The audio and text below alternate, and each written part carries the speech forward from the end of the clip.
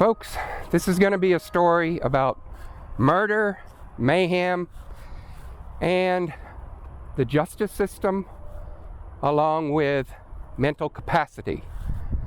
The story is about Eugene Burt. Eugene, when he was born, had a wonderful life.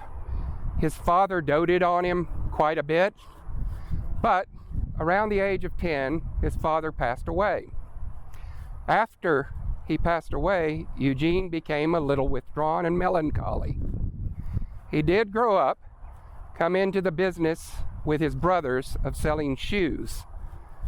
But during some underhanded dealings in New Orleans, he was fired from his brothers. Eugene could be sweet and charming one moment, and the next, very vindictive and spiteful. We're moving on a little bit to after Eugene got married. There's not much about Mrs. Burt, but Eugene did marry and had 2 children, 2 girls. After losing his job with his brothers, he became even more melancholy and withdrawn. His wife informed her mother one day that she was being a bit afraid of Eugene, that she woke up one evening to Eugene standing over her, looking down at her, just staring at her. She was kind of a little freaked out. But life went on. However, on Friday, July 24th, 1896, Burt separated from reality.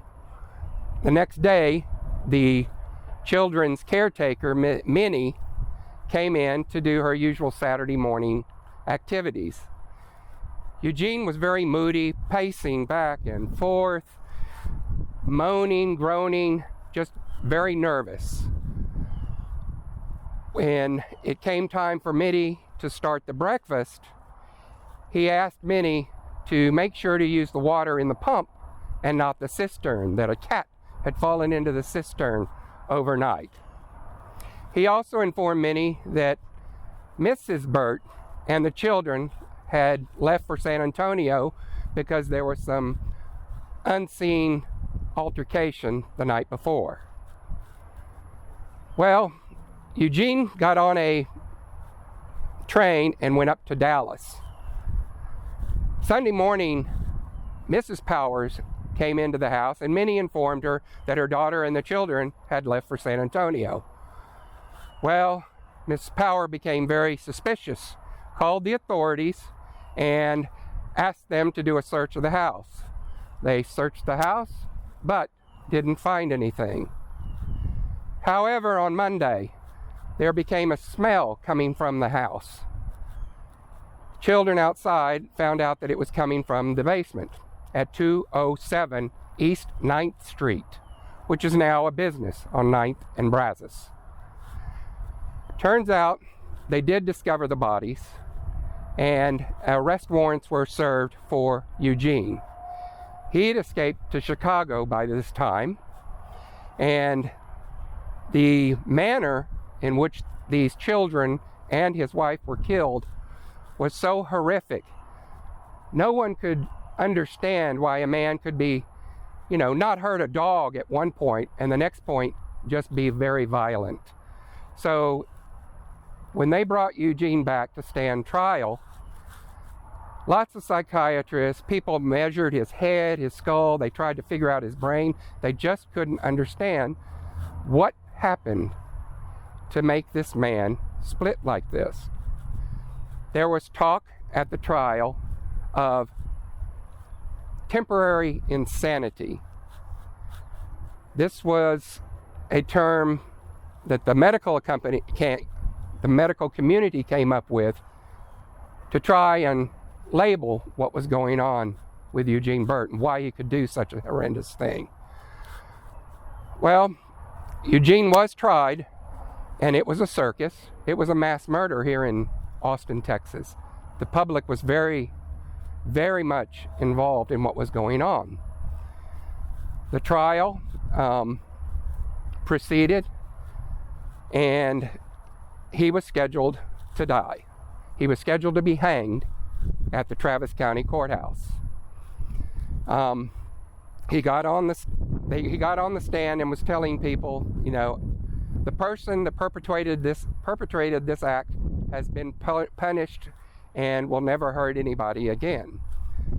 At the same time, he was being visited by several doctors into his jail cell. Even the deputies were watching him 24 hours a day. They were still trying to figure out what would trigger this to happen, this horrendous act, for this man to go from a loving husband to a murderer of his wife and children. Well, because of all this and all the things surrounding this, he left specific instructions for V.O. Weed, who was the undertaker at the time. He told him that no one was to, once he was declared dead, no one was to look upon his face, only the undertaker and his brother, Roscoe. He also stated that his grave site would not be public. He wanted no one to know where he was or where any ceremony, anything to celebrate his life. He also wanted to make sure that no one was able to view his body or take possession of his body or any of his bodily parts. That was very important to him because they wanted to remove his brain. He left explicit instructions, said if anybody comes with a letter or anything that says it's okay to take that, it's a forgery, that he did not authorize it. The last of his request was to be buried in the American colors. So a flag, once everything was completed, a flag was to be draped over him from head to toe. He was hanged. It was a circus, as you might imagine, at the Travis County Courthouse. But in the end, Eugene is no longer haunted by demons that caused him to make this terrible, terrible choice in his life.